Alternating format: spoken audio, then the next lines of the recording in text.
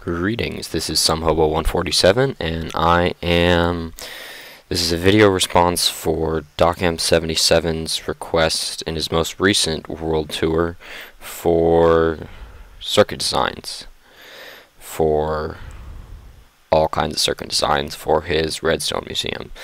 So, seeing as he's probably going to be the only person watching it, Doc, I'm talking to you. So, I opened a world, created a flat world, half-slabbed it out,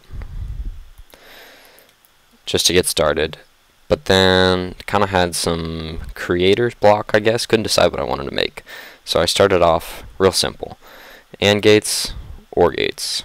Real simple stuff, but I had some interesting designs, and for the most part these designs aren't mine. I mean, I'll point one out if it is mine, but 90% of these aren't mine. Anyways, and I have everything marked in colors.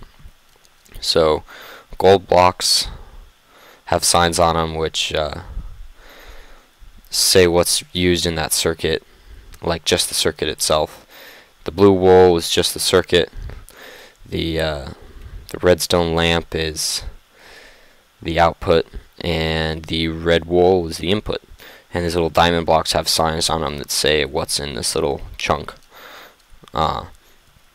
So obviously, start off with the simplest AND gate, and then I have a couple piston AND gates. This is just a flat one. And then I have a downward one wide.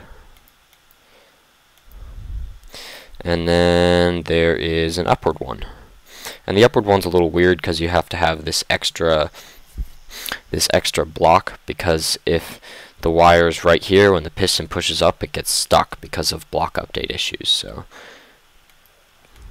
I see it's not on. Hang on. Having technical difficulties. There we go. Sorry about that. So yeah, just a couple simple AND gates. OR gates, I don't know why I built this twice. This one just has isolated inputs with repeaters, so you don't get it going, you know, backwards into wherever the other one's coming from. So ignore that one. And then this is just a piston OR gate, which is nothing other than, why is it doing that? Oh, I'm hitting it twice. Which is nothing other than two levers hooked up to a piston, but I don't know, could be useful.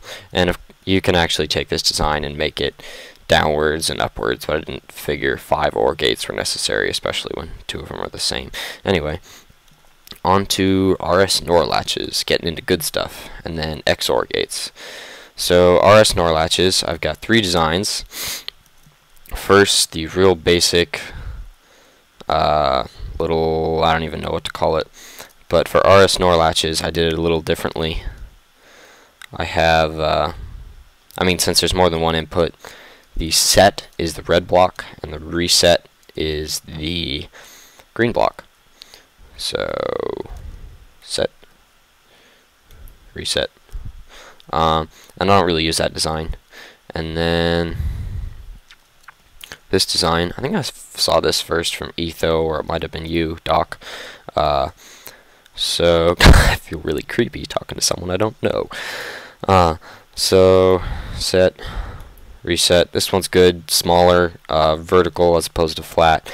And then this one I saw from CMB Minecraft, but I don't know if he was the first one to make it. But he's the first one I saw it from. This one I really like because you can actually have the reset block in a lot of different places. You can input the reset to here. You can actually power this to reset it. So here, if I set it, you can actually power this one with like a torch from above to reset it. You could reset it that way. That should be a green block, I guess. Or you can actually power underneath from this wire, like down there. So that's why I really like this design. And now let's go over to XOR gates. I have a pistonless one and then a piston one, and I actually like the pistonless one better because it's easy to remember, because it looks like an X. Again, this is not my design, and I wish I could remember where I found it, but real simple, fast.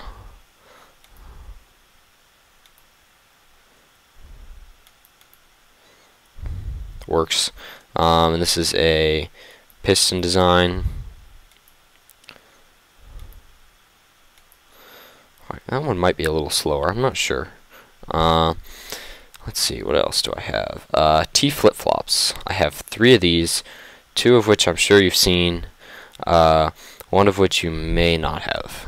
So here's the 2 piston ones. Here's the supercharged T flip-flop, I guess is, I can't remember who called it that. It might have been Etho, might have been you. So there's this one. We have our output back here. I should have put it in the front. That would have made more sense.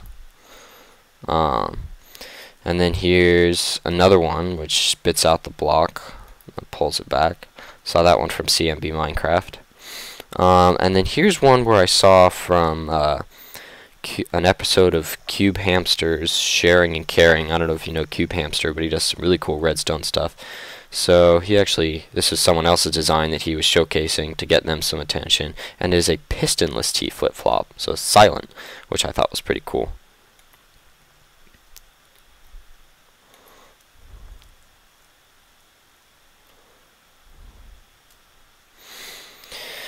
And let's see, bud switches. I don't really have many bud switch designs offhand. I mean, there's obviously the real simple, just in the wall, 1, 2, but then there's this one, and this one's really cool. I saw this from Pear Squirrel, and I actually needed it for a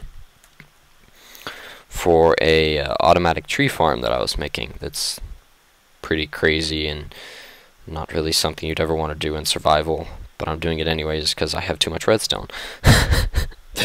That beside. So you can hide this one in the ground. There's it once. There's it again. I think it's pretty cool. So if you didn't have this piston here, this would just make a clock, but this piston pushes out and prevents this one from pushing down again, and it stops the loop. So it makes a bud switch, which is pretty awesome. Then I have some rudimentary clocks. Here's this one, which is pretty laggy, especially since I have a light for the output. I mean, you obviously don't need that. Pretty laggy. But then there's this one, and this one I saw from another episode of Cube Hamster's Sharing is Caring. This one's really cool because it doesn't lag very much, and it's fast. Actually, you are seeing some lag, but that's because I'm recording, and this is not a very good computer. But on your beast, I'm sure you'd have no problem.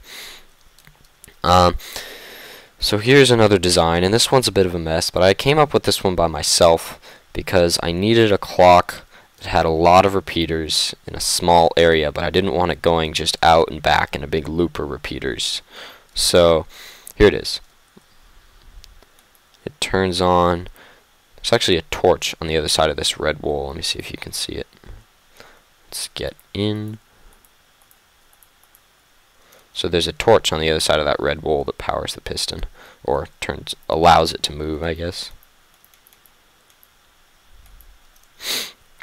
So how it works is, I mean, it's real simple. I just looped a bunch of repeaters around, but it's 13 repeaters in a pretty compact space plus 2 torches. So at max you could have 54 ticks of delay, I think that is. It just goes around, around, over, up, around, around, and then back, and this is right over the piston. The piston's right under that block. So that's one of the few things I've designed, and it's big and not really that practical, but I don't know. Interesting, I guess. And then I have a few pulse limiters. Everyone's seen this one.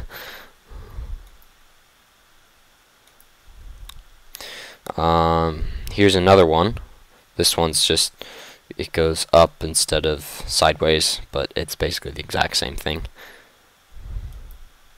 And then here's one that I actually designed that I think is, I don't want to, okay, this sounds like bragging, but I think it's pretty useful because it's vertical, it's 1 wide, it's adjustable. You can adjust this and you can actually extend it out pretty easily. And there's no redstone dust, so you could stack them right next to each other. I mean, I don't really know why you'd need a lot of pulse limiters right next to each other, but that's always good for a compact circuit, is to be able to have it right next to each other. So just for proof, and it's a little slower in getting to the output just because there's a couple extra torches. And I guess you really don't need them all, but I mean, the reason I made this was because I needed something vertical that would extend upwards, so there's that. And then there's this, which is just a really cheap way to power a big wall of pistons.